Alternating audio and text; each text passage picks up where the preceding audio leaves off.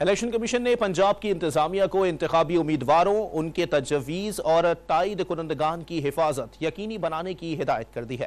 Election commission نے chief secretary اور آئی جی پنجاب کے نام مراسلے میں امیدواروں اور سیاسی جماعتوں کو لیول پلینگ فیلڈ مہیا کرنے کی ہدایت بھی کی ہے۔ مزید اس رپورٹ میں دیکھیے۔